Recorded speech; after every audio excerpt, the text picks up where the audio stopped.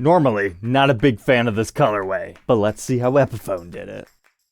Welcome back, Troglodytes, to your daily dose of guitar information, the Trogly's Guitar Show. The color's name is Triburst. As far as I'm aware, the first time Guitar Center started whipping these things out was the early 2000s, primarily on their 68 reissue custom shops. And I just always thought, in comparison to the standard black, white, tobacco sunburst, it just ended up looking too far from tradition. However, check it out on the new Epiphone. They've dialed it back just a little bit to make it look closer to a regular tobacco sunburst, just with a little bit of the red blent in with that. This is the new Guitar Center exclusive Epiphone Les Paul Custom. It launched as part of the 2025 4th of July celebration, with two finishes, Triburst and Iced Tea Burst, for $799, the same price as a regular Les Paul Custom from Epiphone. However, what we get over here is a flame maple veneer, so you get that cool figuring on the top, as well as those two colors we were talking about. But what I love is you have a transparent back. The stock photos made it look like some sort of a cherry finish. And don't get me wrong, it's definitely still red, but this looks more like a really dark honey natural with just a tinge of red. But I always like being able to see the wood grain on guitars, so I think that was a fantastic choice on these two new colors. And if these don't speak to you, Guitar Center has a whole bunch of exclusives. Like just a couple of weeks ago, we were talking about their quilt tops. Those things are on sale now through the 9th. But feel free to use my affiliate Guitar Center links to check out more, as Guitar Center is the sponsor of tonight's episode. But otherwise, first impressions, I'd say it's got a nice weight to it.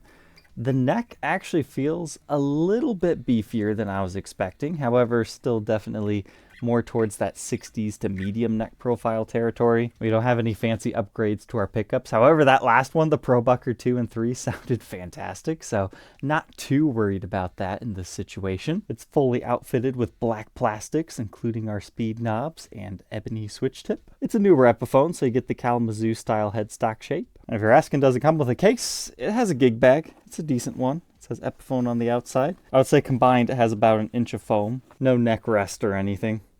Just a black interior. And nothing too fancy as far as case candy. Just a couple of stickers and hang tags in your bag. But spec sheets and first impressions only get you so far. Let's go ahead and throw this one on the workbench to take a detailed look at it. And then we'll get to a playing sample.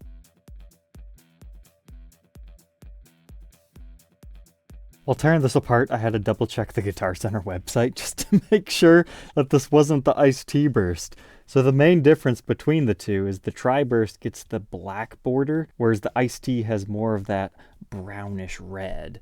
But they've really scaled down the red layer for the Triburst. I actually really enjoy this. So much so, I think I would personally leave it without the pick guard. And I was even thinking about taking off this poker chip. However, word to the wise, I tried and it appears to be glued on. I even tried to slightly chisel it off, but no, it's there. But let's go ahead and check out these pickups. It's the Epiphone Probucker 2 in the neck, and according to the spec sheet, a Probucker 3 in the bridge. The only difference I see to the markings on the backside is the N for neck and B for bridge over here. And the readings within the circuit, 8.74 in the bridge, neck position 8.1, and they play together at 4.2.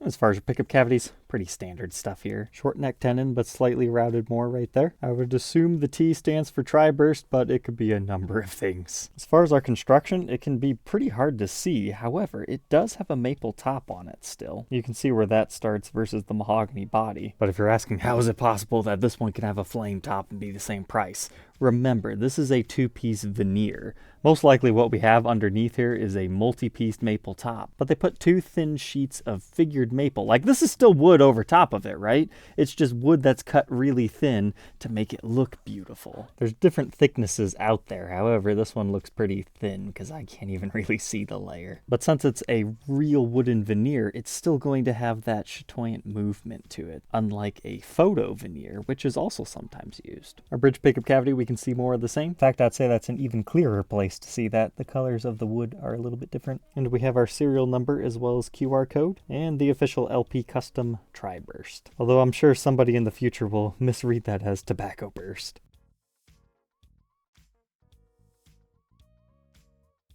But now let's check out our bridge and tailpiece. It's our usual Epiphone Locktone series, branded as such. Locktone comes from the little barbs that they have in there, which helps secure the bridge in place. Like, you can take this off, but if you're just flipping the guitar over while doing a string change, it should, in theory, stay on, which also helps keep your setup the way it's supposed to be. Not true locking with like a set screw, but close enough. Same thing is true for our tailpiece. I'm not sure when Epiphone started doing that. I think the big question is, why does Gibson not do something like this for USA products? Your controls are your regular one for a Les Paul. 2 volumes, 2 tones, neck pickup, bridge pickup. The output jack is located on the side. And the installed pickguard is 5-ply, a black, white, black with a thick white and then another ebony layer. And it utilizes a golden bracket. But here's an A-B comparison for you, so you don't have to worry about tearing your guitar apart if you don't like it. This puts a lot more darkness onto the guitar, which is a very classic look. But if you want to brighten it up a bit, I think that's what this is for. This reminds me a lot of Desert Burst from the early 2000s. Otherwise, I'd say the fine QC details for the body is nice. However, it's a poly finish, so they're not as prone to weirdness like Nitro is. But the body is bound with 7-ply binding on the top.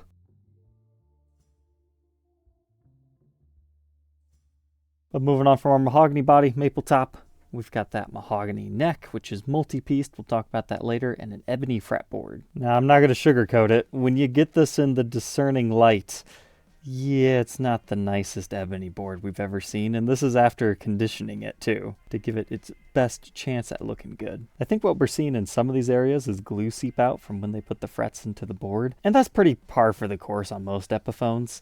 But whatever these wear patterns are in the board, I'm not a big fan of that. Maybe you could sand those out, but that is how this one came stock. And as far as the polish on the frets from the factory, not the best. Could probably use a polishing. Just for the sake of showing what is possible, I'll go ahead and polish one of them.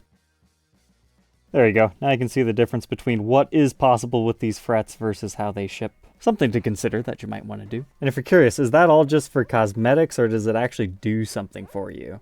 Listen closely to those frets. This is the non-polished one.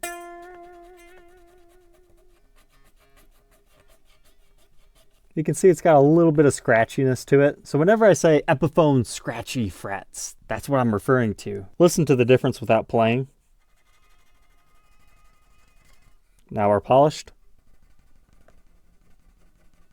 It's just a little bit smoother, makes vibratos just that little bit easier. However, am I saying these frets are garbage and you can't play them at all? No. It's just, I'm a big supporter of polished and nice and clean frets. It just makes your guitar that much nicer. If you're interested in learning how to professionally polish them, you can check out this episode here. Our Graphtec nut measure is 1.68 inches, increasing to 2.09 by the 12th. I measure a 0.8 first fret neck depth, all the way up to 0.99 at the 12th. It's still advertised as a 60 slim taper neck though. And despite that 12th fret measurement seeming large, it stays a fairly consistent feeling. Here's a look at that neck at the 1st fret and the 12th fret. Just a skinny C shape with maybe a little bit of flatness up here at the 1st fret that pretty much evens out by the 12th. But that fingerboard maintains a 12-inch fretboard radius and the usual 24 3/4 inch scale.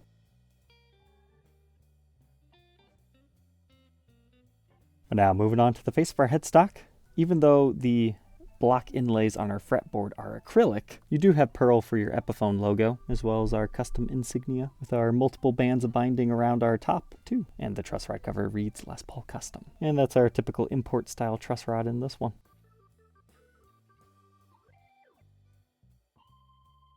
Moving on to the backside now. Once again, I'll sing my praises for this light red / brownish mahogany color. It's great. I love being able to see the wood grain.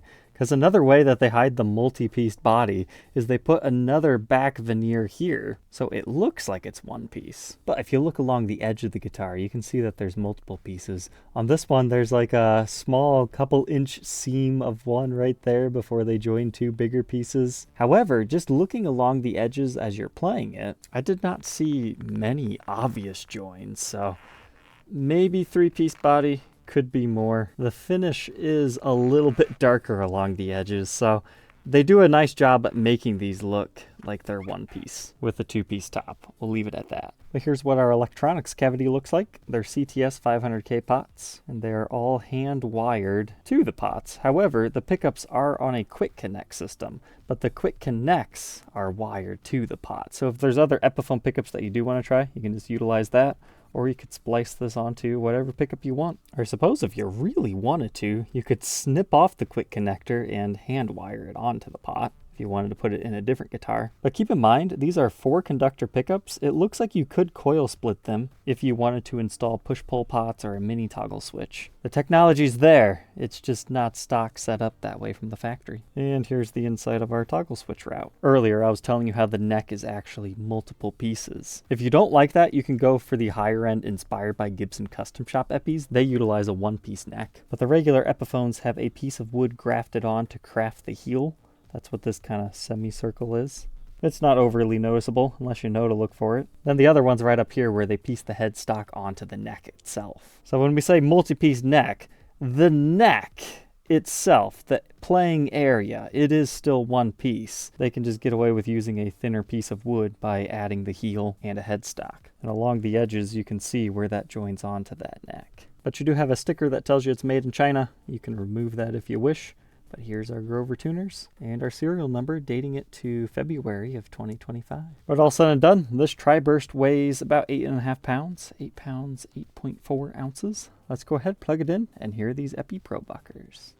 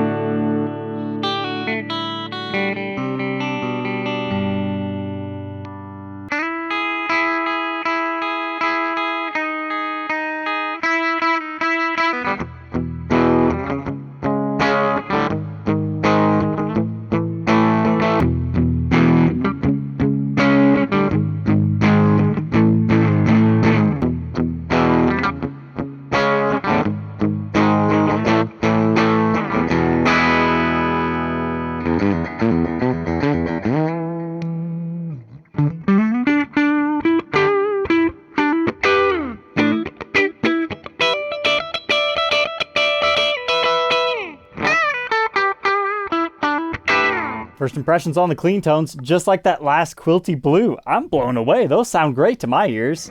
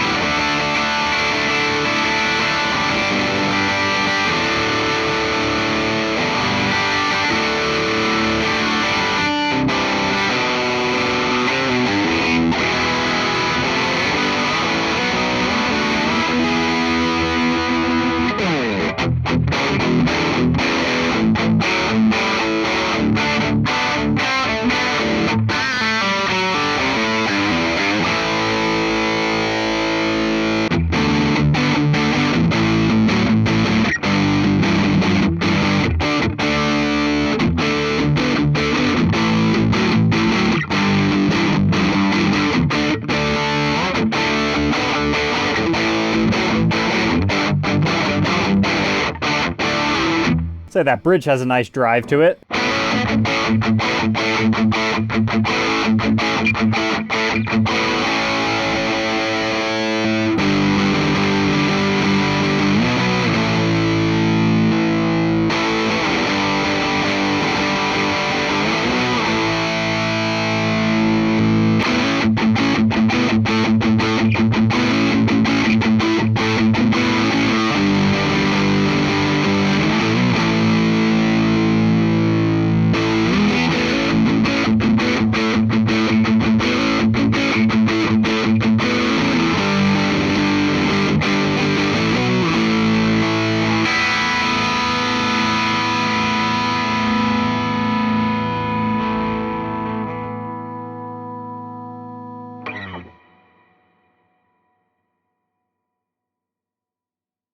So there we go, the new Guitar Center exclusive Triburst Flame Top Les Paul Custom from Epiphone. What are my final thoughts? In my opinion, if you're in the market for one of these, it's kind of a no-brainer to pick one of their fancier top ones. I mean, for me, it's not my favorite color still, but I definitely like it better than the previous Tribursts that I've seen. I'm glad that they've toned it down, and I'd probably still go for my blue quilt top over this one. But the most important thing for you is the Pro Bucker 2 and 3. I'm really impressed by those pickups from Epiphone. For the style of music that I play, I think they sound really good for the price. I would not suggest upgrading these right away. In fact, I don't think I would ever need to change them. Maybe a different style of music these won't go for as well, but I don't know. I really only play that kind of classic rockiness, and so do many other people. Pretty much the only thing I can fault this one on is I feel the frets could have been a little bit more polished straight out of the box, and there's some weirdness going on with the fretboard, but once it's a couple of feet away, you don't notice any of that. So if you were on the fence, it gets my seal of approval. It's a very nice guitar. Looks great for 800 bucks. But hopefully this video helps you make an informed decision whether one of these is right for you or not. And if you do decide to go for it, please use my Guitar Center affiliate links because that lets them know, hey, Trogly's videos are helpful. All right, we'll catch you tomorrow on the next one. Take care.